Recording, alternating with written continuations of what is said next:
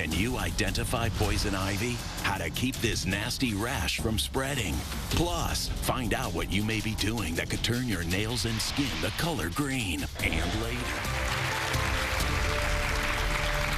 Last year, our producers traveled coast to coast in search of the most beautiful men in medicine. And they happened upon Dr. Jeremy Green's handsome self, and he's here to bring us some of the latest health skin tips. So please give a warm welcome again to dermatologist Dr. Jeremy Green. Dr. Green. All right. Or can we just say Dr. November? Dr. November. Thank you, Dr. December. Oh, yeah. Hey, we're Dr. December. But in light of Dr. Green's name, Dr. Green, okay, some of the craziest skin issues that Dr. Green sees in his office have to do with the color green.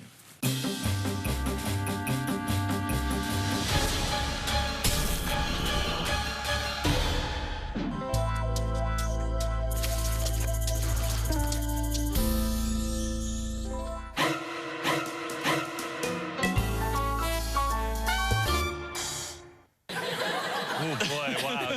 That's more than just a little roll in the hay, huh? Yes. So, all right, so what's your first green thing we're gonna Well, that young couple in love got a little more than they bargained for when they were rolling around in the bushes, and what they got was a rash from the green plant poison ivy. And basically what happens is there's a sticky, oily resin called urushiol, and when that comes into contact with the skin about 12 to 48 hours later, it starts to itch. You get these red bumps, blisters, and they're actually kind of linear. They're in a streaked pattern, and the reason for that is because it's kind of how your skin brushes up against the plants if you're hiking, walking, rolling around, doing inappropriate things. You know, what's even more important than knowing what the rash looks like is maybe what the plant looks like. Correct. That way you can just avoid it in the first place, right? Very good. And Candace, who's in our audience, now your family has a little bit of experience with poison ivy, don't they? Yes, my son went hiking with his friends behind the house. Few weeks later, he had a rash.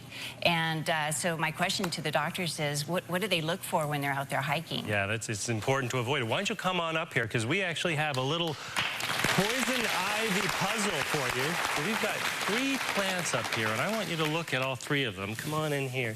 And why don't you tell us which one looks like poison ivy to you? Maybe over here. Not correct. Interesting. It's a good guess, because there's 3. It is. Dr. Sears brings up a great point. Poison ivy, actually, it's in leaves that are groups of 3. So this is poison ivy. And poison ivy tends to have a smooth border, be pointed tip at the leaf, and the branches kind of alternate where the leaves come off of the branch. Whereas number 1, the one that you chose, the branches don't alternate. It's a group of 3, but they're coming off at the same point. Okay. Now, the difference between this is obviously this is a group of 4, and the edges are kind of sawtoothed or serrated instead of smooth. So basically, the take-home point for your boys and for that young couple in love is leaves of 3, let them be. Yeah. What if you're out hiking, you actually see a leaf, and you've maybe touched it? Can you wash it off? You can. It's important to use just water. Soap can actually spread the rash. So just water, the sooner the better. Okay. Okay, great. Good Now, to know. suppose, you know, like your boys, they got the rash, and now you have to treat it. There's a lot of medications you can use, but at home, I like to use apple cider vinegar. Just soak a brown paper bag in it, and then put it over the rash. That can be very soothing.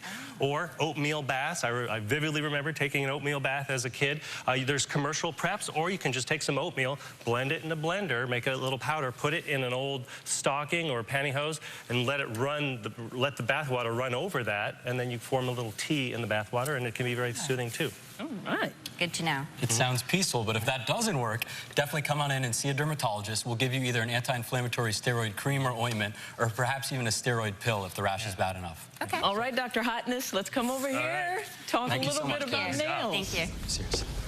All right, so now what's up with the green nail? I know that this isn't something that this woman did intentionally. She has a green nail, and what's happening here? Basically, what's happening is there's a bacteria called Pseudomonas, and it creates an infection between the nail plate and the nail bed.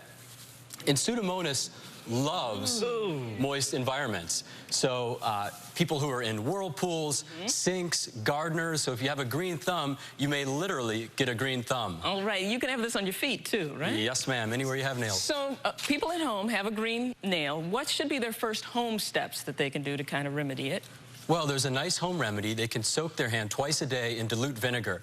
Do that for a few weeks. If you don't feel like it's getting better, definitely go see your dermatologist. We want to make sure it's not something dangerous like a malignant melanoma. We might try other prescription medications, but if all else fails, sometimes we'll actually take the whole nail off, which turns our patients green when we tell them that. I bet it does.